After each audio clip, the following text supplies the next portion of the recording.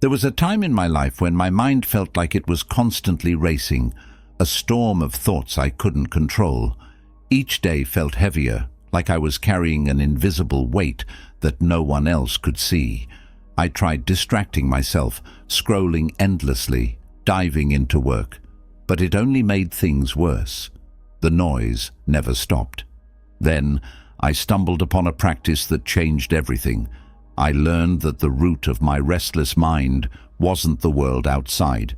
It was the way I let it flood into me, unchecked, unfiltered. That's when I turned to the wisdom of Buddhism, and for the first time I felt a sense of calm I hadn't known was possible. Buddhism doesn't offer flashy solutions or complicated methods. It's grounded in simplicity and truth. What I'm about to share with you are strategies rooted in these ancient teachings, practical steps that helped me quiet the storm in my mind. They're not just theories, they work because they speak to the core of who we are. Let me start with something personal. I used to wake up every morning feeling exhausted, not because I didn't sleep, but because my thoughts never took a break. You know that feeling, don't you? The constant worrying about what might happen, replaying old conversations, or wondering if you're doing enough. It's draining. One day, I met someone who seemed to carry a peaceful energy, a calm presence I couldn't ignore. When I asked him how he managed to stay so composed, he told me something simple but powerful. You're not your thoughts. They're like clouds. They pass if you let them. At first, it sounded too easy, even a bit cliché, but I couldn't shake the idea. What if I didn't have to wrestle with every thought? What if I could choose what to focus on and let the rest drift away? That was the beginning of my journey into Buddhist wisdom. Through trial and error, I began applying small changes to my daily life. I didn't try to fix everything at once. That's not the way this works. Instead, I took one step at a time, learning to center myself in the present, creating little routines to ground my mind, and letting go of the need to control everything. Slowly, the fog lifted. I'm sharing this with you because I know what it feels like to be overwhelmed, to want a break from your own mind. And I also know it's possible to find clarity, to feel light again. These strategies aren't about changing who you are. They're about uncovering the peace that's already within you. Let's take this journey together. Whether you're looking for small moments of calm or a complete reset, these steps are a way to start. One by one, they'll help you let go of the noise, the clutter, and the constant overthinking. Not by fighting it, but by finding a better way to live with it. 1. Practice being in the present moment. Let me start with a truth I've learned the hard way. The present moment is all we truly have, yet most of us spend our lives anywhere but here. I used to be an expert at this. I was always lost in my head. If I wasn't rehashing mistakes from the past, I was worrying about things that hadn't even happened yet. Sound familiar? The truth is, the mind loves to wander. It's wired that way. But here's what no one tells you. The more time you spend chasing thoughts of yesterday or tomorrow, the more you miss out on the only time that matters, now. And trust me, I missed out on a lot before I realized this. Buddhist teachings have a beautiful way of bringing us back to the present. They remind us that the mind, like a restless monkey, will jump from branch to branch unless we train it to stay grounded. One of the most transformative lessons I've learned is that I don't have to follow every thought. I can choose to let them pass like leaves floating down a river. But this isn't about ignoring reality. It's about being fully alive to what's in front of you. When I started practicing mindfulness, I realized how much of my life I'd spent on autopilot. Washing dishes. My body was there, but my mind was replaying an awkward conversation from 3 days ago. Walking outside. I'd scroll through my phone, barely noticing the sky or the feel of the ground under my feet.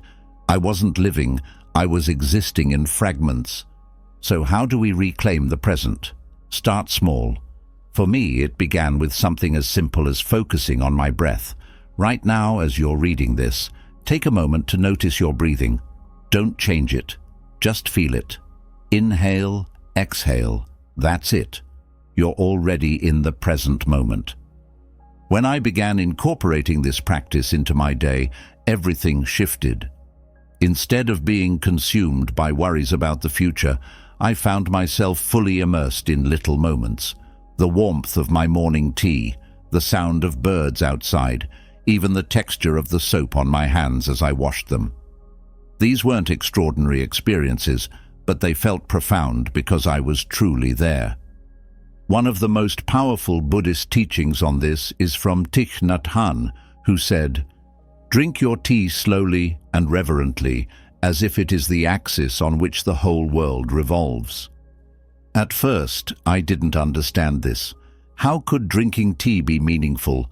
But when I tried it, really slowing down and paying attention, I realized it's not the tea that's special. It's the act of being fully present. Now, I know what some of you might be thinking. But I have too much going on. I don't have time to just sit and breathe. I used to think that too. But here's the thing. Mindfulness doesn't require extra time. You can practice it while doing what you're already doing, walking, eating, even working.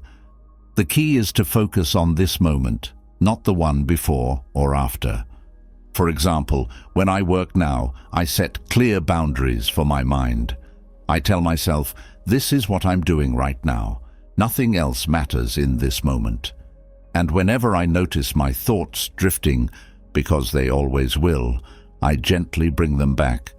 It's not about perfection. It's about presence. I won't lie to you. It takes practice. Your mind will resist at first. It will want to drag you back into old patterns of overthinking. But every time you choose to return to the present, you're building a skill that will change your life. The present moment is a gift we often overlook. But when we slow down and embrace it, we find something extraordinary, peace. And that peace, my friends, is worth everything. 2. Create simple routines for your mind. Let me tell you a little secret. Your mind craves structure, even if it doesn't always seem like it. I used to think routines were boring, even restrictive. I thought living spontaneously meant I was free. But the truth? Without some kind of routine, my mind was all over the place, jumping from one thought to the next with no sense of direction. It was exhausting. Here's the thing. When the mind doesn't have something constructive to focus on, it fills the void with unnecessary noise, worries, regrets, random to-do lists. And that's where the chaos begins. Buddhism taught me that simplicity and discipline are the antidotes to this mental clutter. It's not about rigid schedules or turning your life into a checklist. It's about creating small, intentional habits that give your mind a sense of purpose and calm. Let me share an example. Every morning, I used to wake up and immediately check my phone, emails, social media, the news. Before I even got out of bed, my mind was already overwhelmed. One day, I decided to try something different. Inspired by Buddhist teachings, I created a simple morning ritual. I started my day with 5 minutes of quiet reflection. No phone, no distractions, just me, sitting in stillness. At first, it felt strange. My mind didn't know what to do without the usual flood of information. But after a few days, something shifted. I noticed that those 5 minutes set the tone for my entire day. My thoughts felt clearer, my emotions steadier. It was such a small change, but it had a huge impact. Buddhism emphasizes the power of repetition. It's not about making one grand effort. It's about the little things we do consistently. A favorite teaching of mine is from the Dhammapada. Little by little, a person becomes good, as a pot is filled with water, drop by drop. This is the essence of creating routines. Each small action builds on the last, and over time, they transform you. I want you to think about the areas in your life where your mind feels the most scattered. Is it in the mornings, during work, at night before bed? Pick one of those times and create a simple routine. It doesn't have to be complicated. Maybe you start your day by writing down 3 things you're grateful for, or you take a 2-minute break during work to breathe deeply, or you end your day by reading something uplifting instead of scrolling through your phone. One of the most helpful routines I've adopted is breaking tasks into smaller steps. In Buddhism, this ties into the concept of right effort, focusing on what's manageable and productive. When I feel overwhelmed by everything I have to do, I write down just the next step. Not the whole project, not the big picture, just the next thing. It's amazing how much lighter your mind feels when you approach life this way. But here's the key. Don't expect perfection. Some days you'll forget to stick to your routine. That's okay. The point isn't to be rigid. It's to give your mind something steady to hold on to. Every time you return to your practice, you're reinforcing the habit and building a foundation for peace. Creating simple routines has been one of the most grounding practices in my life. It's not about adding more to your plate. It's about subtracting the unnecessary and focusing on what truly matters. When your mind has a rhythm to follow, it stops chasing every random thought. And in that stillness, you find clarity, focus, and freedom. 3. Limit the consumption of unnecessary information. Let me be honest with you, there was a time in my life when I was a complete information junkie. I'd wake up, check the news, scroll through social media, and dive into every random article or video that caught my eye. By the end of the day, my mind felt like an overstuffed suitcase, packed with so much useless information that I couldn't find anything important when I needed it. The turning point came when I realized this. My mind wasn't overwhelmed because the world was noisy. It was overwhelmed because I kept letting the noise in. In Buddhism, there's a teaching called Indriya Samvara, or sense restraint, which means being mindful of what you allow to enter your senses. At first, it sounds restrictive, but it's actually liberating. Think of it as decluttering your mental space so you can focus on what truly matters. The world we live in is overflowing with information. Notifications ping constantly, headlines scream for attention, and social media tempts us with endless scrolling. But here's the hard truth. Most of what we consume doesn't add value to our lives. Instead, it creates mental clutter, making it harder to think clearly or feel at peace. When I started applying sense restraint, I didn't cut myself off from the world entirely. I just became more intentional about what I let in. The first step was identifying my biggest triggers. For me, it was the endless cycle of social media and news. I realized I wasn't gaining anything meaningful from refreshing my feeds every hour. It was just a habit, one that drained my energy and filled my mind with noise. So, I made a simple change. I set boundaries. I limited my social media time to 30 minutes a day and chose specific times to check the news instead of letting it hijack my attention throughout the day. At first it was hard. My fingers instinctively reached for my phone, craving that quick hit of dopamine. But with time I noticed something incredible. My mind felt lighter. I had more room to think, to breathe, to simply be. This isn't about isolation. Buddhism doesn't teach us to shut out the world. It teaches us to engage with it wisely. Before you consume something, ask yourself, does this serve me? Does it help me grow, learn, or find peace? If the answer is no, let it go. You don't have to watch every video, read every article, or respond to every message. Protect your attention like it's sacred, because it is. One practice that helped me was replacing unnecessary consumption with intentional content. Instead of mindlessly scrolling, I started reading books that inspired me or listening to talks that uplifted me. I even began spending more time in silence, letting my mind settle instead of stuffing it with more input.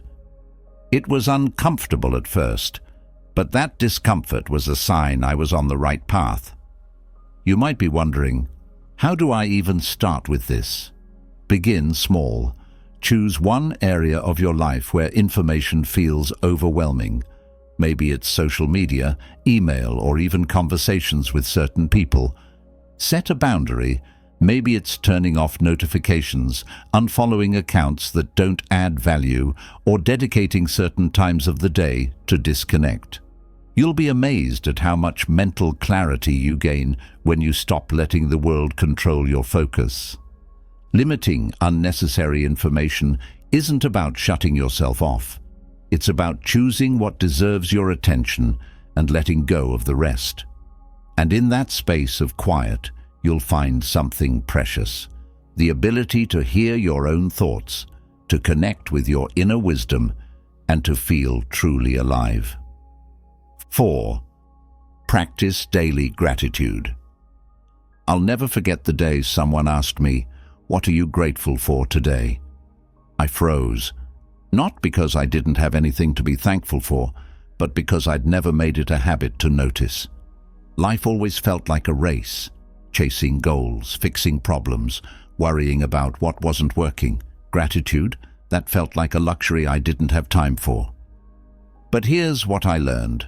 Gratitude isn't just a nice thought, it's a transformative practice. In Buddhism, gratitude is deeply tied to the concept of mudita, or appreciative joy. It's the ability to find happiness in what you already have, rather than always striving for more. And let me tell you, this shift changed everything for me. There's something incredibly grounding about taking a moment to acknowledge the good in your life. It's like hitting the pause button on your worries and saying, "Wait a minute, there's beauty here too." When I started practicing gratitude daily, I noticed an immediate difference in how I felt. The stress didn't vanish, but it lost its grip. I wasn't just focused on what was wrong. I began to see what was right. Practicing gratitude doesn't have to be complicated. For me, it started with writing down 3 things I was grateful for at the end of each day. Sometimes they were big things, like my health or a meaningful conversation. Other times they were small, like the warmth of the sun on my face or the sound of rain outside. The size didn't matter. What mattered was the act of noticing. Here's the beautiful thing about gratitude. The more you practice it, the more it grows. It's like training your mind to focus on abundance instead of lack. And this isn't just a feel-good exercise, it's rooted in neuroscience. When you focus on gratitude, your brain releases dopamine and serotonin, the feel-good chemicals that boost your mood and reduce stress. Science is catching up with what Buddhism has taught for centuries. Gratitude is powerful. But let's be honest, some days it's hard to feel grateful. Maybe you're dealing with challenges that make it hard to see the silver lining. I've been there too. On those days, I remind myself of a Buddhist teaching. Even in suffering, there is something to be learned. Gratitude doesn't mean ignoring the hard stuff. It means finding the lessons, the growth, and the moments of light, even in the darkness. If you're just starting this practice, keep it simple. Before bed, take a few minutes to reflect on what went well that day. Write it down if you can. Over time, this practice becomes a habit, a lens through which you see the world. And the world looks different when you're grateful. Colors seem brighter, challenges feel smaller, and life, even with its imperfections, feels enough. Gratitude is a gift you give yourself. It doesn't cost anything, but it's worth everything. When you cultivate a grateful heart, you stop chasing happiness and start finding it in the life you already have. And that, my friends, is a freedom unlike any other. 5. The technique of negative visualization.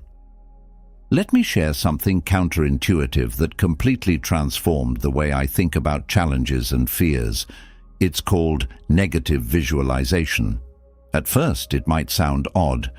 Why would anyone intentionally think about worst-case scenarios? Isn't that pessimistic? But here's the truth. This practice isn't about inviting negativity. It's about facing it head-on, so it no longer holds power over you. Before I learned this technique, I was the type of person who avoided difficult thoughts. If I was worried about losing something, my job, a relationship, my health, I'd push those fears to the back of my mind, pretending they didn't exist. But avoidance didn't help. Those unspoken fears lingered, creating an undercurrent of anxiety that never truly left me. Then I came across this profound Buddhist teaching. Attachment is the root of suffering. It struck me that much of my mental turmoil came from clinging to things and fearing their loss. Negative visualization gave me a way to confront those fears and, paradoxically, find peace. Here's how it works. Instead of running from the thought of losing something, you gently bring it into focus. For example, if you're afraid of failing at a project, imagine what that failure might look like. What would happen? How would it feel? Then go deeper. What would you do next? How would you rebuild? The goal isn't to dwell in the negativity, but to see that even in the worst-case scenario, you have the strength to endure. I'll give you a personal example. One of my biggest fears used to be losing my job. Every time I thought about it, a wave of panic would hit me. But when I practiced negative visualization, I imagined it happening. I asked myself, what if I got laid off tomorrow? What would I do? At first it felt uncomfortable, but as I walked through the scenario in my mind, something amazing happened. I realized I had options. I could find another job, lean on my savings, or even explore a new path. The fear lost its edge because I'd already lived through it in my mind. Buddhism teaches us to accept impermanence. Everything in life is fleeting. Our possessions, relationships, even our bodies. Negative visualization helps us embrace this reality. Instead of fearing loss, we come to terms with it. And in doing so, we find a deeper appreciation for what we have right now. Another beautiful aspect of this practice is that it cultivates gratitude. When you visualize losing something, your health, a loved one, or even a simple pleasure like your morning coffee, you begin to cherish it more. Suddenly, the things you take for granted feel precious. You stop rushing through life and start savoring it. If you're new to negative visualization, start small. Take a quiet moment to reflect on something you value, a relationship, an opportunity, or even your physical abilities. Now imagine what life would be like without it. It's not about scaring yourself, it's about recognizing its significance. Then, bring your awareness back to the present and let gratitude fill you. This practice might feel uncomfortable at first, but that's the point. Growth comes from leaning into discomfort, not avoiding it. And the more you practice, the more resilient you become. Life's uncertainties lose their power over you because you've already prepared your mind for them. Negative visualization isn't about living in fear, it's about finding freedom from it. By confronting what we're afraid of, we discover that we're stronger than we think, and in that strength, we find peace. 6. Develop a service-oriented mindset. Let me ask you a question. When was the last time you did something purely for someone else, without expecting anything in return? If you're like most people, it might not happen as often as you'd like. I know it didn't for me. For a long time, I was so caught up in my own worries, goals, and to-do lists that I barely thought about how I could help others. But when I finally shifted my focus outward, everything changed. Buddhism places a deep emphasis on compassion and service. One of my favorite teachings is this: if you light a lamp for someone, it will also brighten your path. At first, I didn't fully understand what this meant, but as I began to incorporate acts of service into my life, I realized that helping others doesn't just benefit them, it also brings clarity, purpose, and peace to your own mind. Let me share a story. A few years ago, I was going through a tough time. My thoughts felt like a tangled mess, and I couldn't seem to break free from my own problems. One day, a friend mentioned that a local shelter needed volunteers. I hesitated. My mind was already so overwhelmed. How could I possibly help someone else? But something nudged me to go. That day, I spent a few hours serving meals to people in need. It was simple work, but something incredible happened. For the first time in weeks, my thoughts quieted. I wasn't obsessing over my own worries. I was fully present, focused on the act of giving.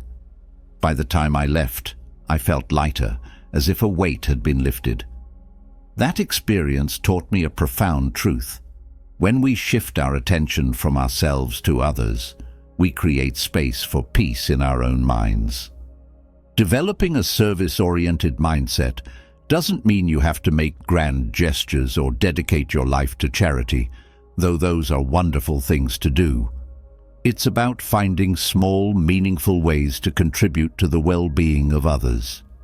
Maybe it's offering a kind word to a coworker, helping a neighbor with groceries, or simply listening when someone needs to talk.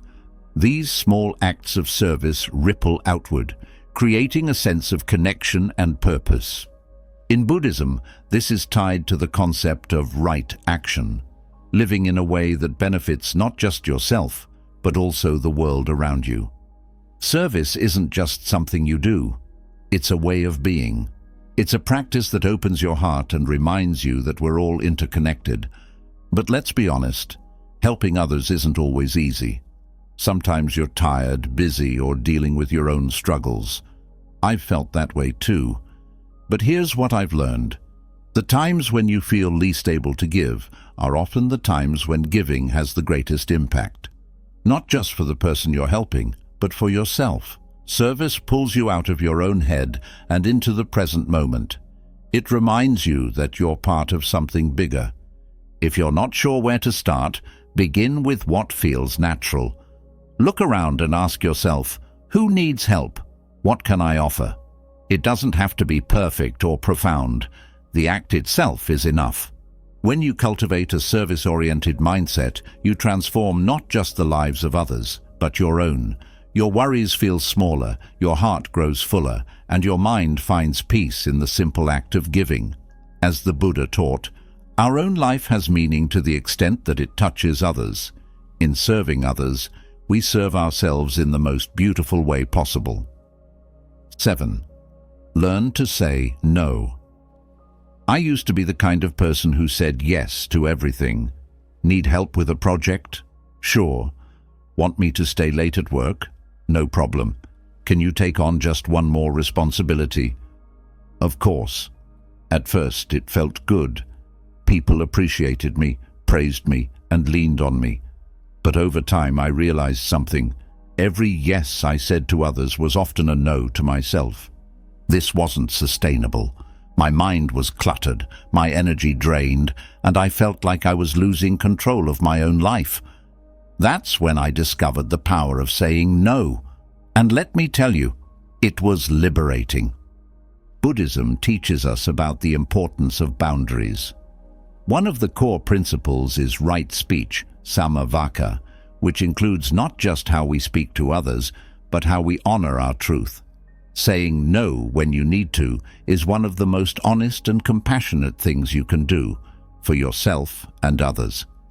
If you overcommit and stretch yourself too thin, you're not only hurting yourself, but also failing to give your best to the things you've already agreed to. Let me share a personal story. There was a time when I was juggling work, personal commitments, and endless favors for others. One day, a close friend asked me to help them move. I wanted to say yes, but I knew I was already overwhelmed. Still, the guilt crept in. What if they think I'm selfish? What if they get upset? These thoughts plagued me until I remembered a Buddhist teaching. You cannot pour from an empty cup. If I didn't take care of my own well-being, I wouldn't be able to show up fully for anyone else. So I said no, gently but firmly.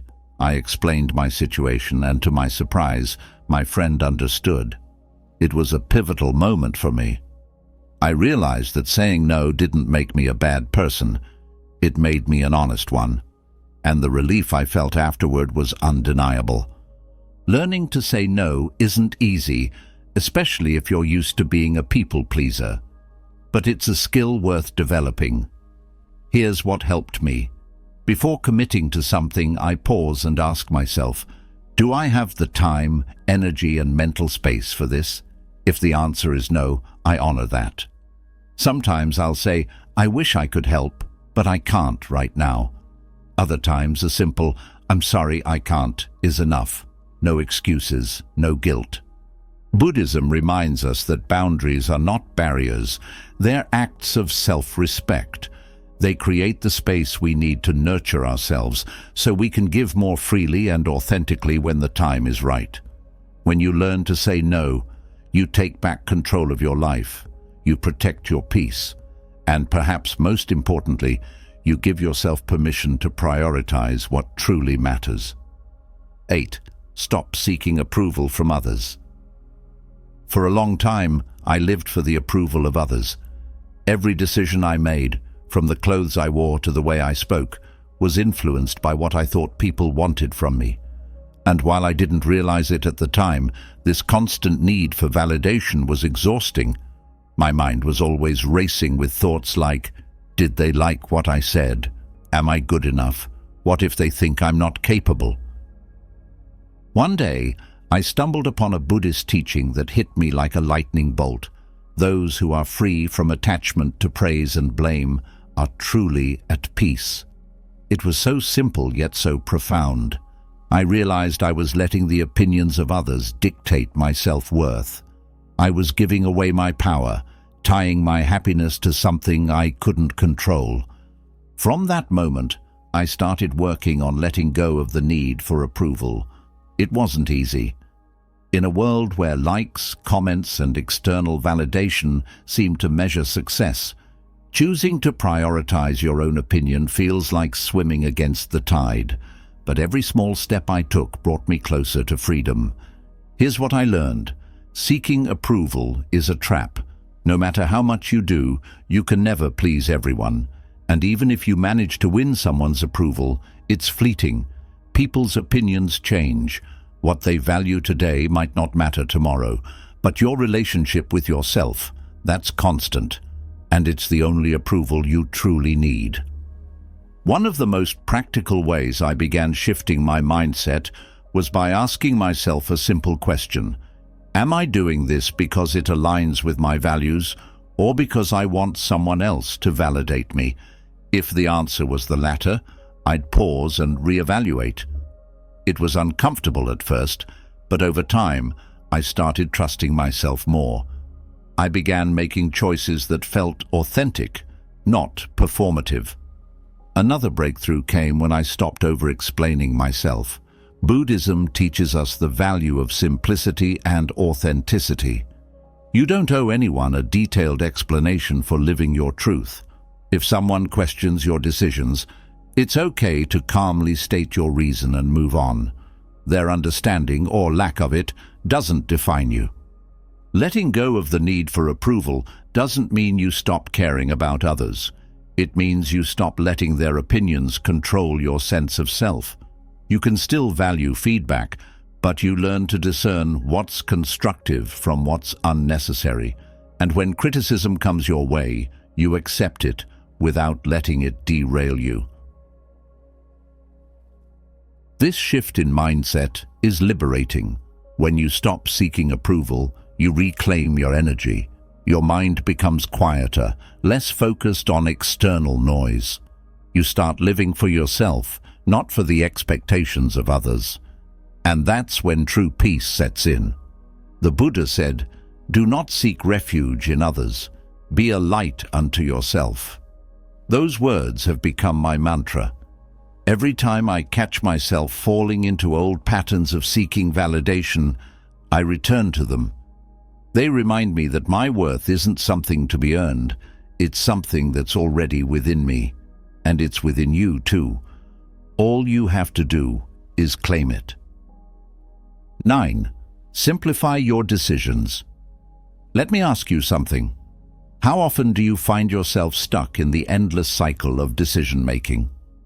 From the smallest choices like what to wear or what to eat, to bigger ones like career moves or personal relationships, every day can feel like a series of mental roadblocks.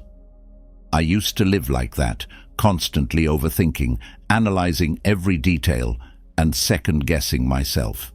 It was exhausting. Then I learned one of the most powerful lessons from Buddhism. Simplicity is freedom. The Buddha taught that much of our suffering comes from unnecessary complications. When we streamline our decisions, we not only save energy, but also free ourselves from the mental clutter that keeps us stuck. I'll share a story from my own life. There was a time when even deciding what to cook for dinner felt overwhelming. I'd scroll through recipes, consider every ingredient, and second-guess my choice before finally settling on something. By the time I started cooking, I was mentally drained. It sounds trivial, but these small decisions added up, leaving me with less energy for the bigger, more meaningful parts of life. One day, I realized that this constant decision fatigue wasn't about the choices themselves. It was about my relationship with them. I was giving too much weight to things that didn't deserve it. Inspired by Buddhist principles, I started simplifying my decisions in practical ways. For example, I created a weekly meal plan so I didn't have to think about what to cook every night. I also embraced the idea of a default wardrobe, choosing a few versatile pieces I loved and wearing them regularly instead of agonizing over what to wear. This practice spilled over into other areas of my life. At work, I started prioritizing tasks in advance, focusing on one thing at a time instead of juggling everything at once. In relationships, I stopped overanalyzing my words and trusted my intentions. Each of these changes was small, but together they created a sense of ease I hadn't known before. Buddhism teaches us to focus on what's essential and let go of what isn't. A favorite quote of mine is from the Buddha himself. Do not carry with you what does not serve you. When we apply this wisdom to decision-making, it becomes clear that most choices don't require as much energy as we give them. Here's what worked for me. I started creating systems. For example, instead of deciding every morning whether to meditate, I made it a non-negotiable part of my routine. By turning decisions into habits, I freed up my mental space for more important things. I also learned to limit my options. Research shows that having too many choices can overwhelm us, so I began narrowing down my choices to 2 or 3 options for anything I needed to decide. Simplifying your decisions doesn't mean you avoid important choices. It means you reserve your energy for them. When your mind isn't bogged down by trivial decisions, you can approach the bigger ones with clarity and confidence. And with time, you'll find that your life feels lighter, more intentional, and less chaotic. 10. Practice emotional detachment. Let me tell you something I wish I had understood years ago. Your emotions don't have to control you. For most of my life, I let them dictate my thoughts, decisions, and reactions. If something upset me, I'd dwell on it for hours, replaying it in my mind. If I felt anxious, I'd spiral into overthinking. It was exhausting, and worse, it kept me stuck. Then I discovered the power of emotional detachment through Buddhist teachings. At first, I misunderstood it. I thought detachment meant not feeling anything, like becoming cold or indifferent. But I was wrong. Detachment isn't about suppressing your emotions. It's about learning to observe them without letting them consume you. Buddhism teaches us that emotions are like waves. They rise, peak, and eventually pass. The problem is, we often cling to them, trying to hold on to the good ones or fight against the bad ones. This clinging is what causes suffering. The Buddha said, "You only lose what you cling to." When I started practicing detachment, I realized I didn't have to cling or resist. I could simply let emotions flow through me. Let me share a personal example. There was a time when a disagreement with a close friend left me feeling hurt and angry. My old habit would have been to replay the conversation endlessly, analyzing every word and fueling my frustration. But this time I paused. I reminded myself that my emotions weren't permanent, that they didn't define me. Instead of reacting, I sat with the feeling. I noticed how it felt in my body, acknowledged its presence, and allowed it to pass naturally. To my surprise, the intensity faded much faster than I expected. This practice is called mindful awareness, and it's a cornerstone of emotional detachment. It doesn't mean ignoring your emotions, it means creating space between you and them. Instead of saying, "I am angry," try saying, "I feel anger." That small shift reminds you that emotions are temporary states, not permanent identities. Another tool that helped me was self-inquiry. When I felt overwhelmed by an emotion, I'd ask myself, why am I feeling this way? Is it because of something I can control or something I can't? More often than not, I'd realize that my emotional turmoil was tied to things outside my control, someone else's opinion, an unpredictable outcome, or a past event I couldn't change. Letting go of the need to control those things brought me immense relief. Practicing emotional detachment doesn't mean you stop caring. In fact, it allows you to care more deeply because you're no longer clouded by reactivity. When you're not consumed by your own emotions, you can approach situations with clarity, compassion, and wisdom. Here's a simple way to start. The next time you feel a strong emotion, pause. Take a deep breath and name what you're feeling. This is anger. This is fear. This is sadness. Then remind yourself, this too shall pass. Visualize the emotion as a cloud drifting across the sky or a wave rolling onto the shore. It's temporary and it will fade. Over time, you'll notice a shift. You'll still feel emotions, but they won't control you. You'll respond to life's challenges with greater ease and perspective. Emotional detachment isn't about numbing yourself, it's about freeing yourself. And in that freedom, you'll find a profound sense of peace. 11. Set clear boundaries. Let me ask you a question. When was the last time you said yes to something you really didn't want to do? Maybe it was taking on extra work, spending time with someone who drains your energy, or letting a situation continue even though it made you uncomfortable. I've been there more times than I can count, and for the longest time I thought saying yes was just part of being a good person. But here's what I learned the hard way. Every time you let someone cross your boundaries, you sacrifice a piece of your peace. Boundaries are one of the most loving and powerful things you can set for yourself and for others. Buddhism teaches us that balance is key to living a harmonious life. Without boundaries, we become overwhelmed, resentful, and out of alignment with ourselves. A teaching I often reflect on is this: you cannot always control others, but you can control what you allow. For a long time I struggled with boundaries. I thought setting them would make me seem selfish or unkind. But the truth is, boundaries aren't walls, they're guidelines. They teach others how to treat you while protecting your emotional and mental well-being. Without them, it's like leaving the door to your mind wide open, letting anyone walk in and disrupt your peace. Let me share a story. There was a time when I said yes to every work request, even when it meant staying late, working weekends, or sacrificing personal time. I wanted to be seen as dependable, valuable, and agreeable. But over time, I began to resent the very people I was trying to please. My mind was constantly racing with thoughts of frustration and exhaustion. That's when I realized I wasn't angry at others. I was angry at myself for not setting boundaries. So I started small.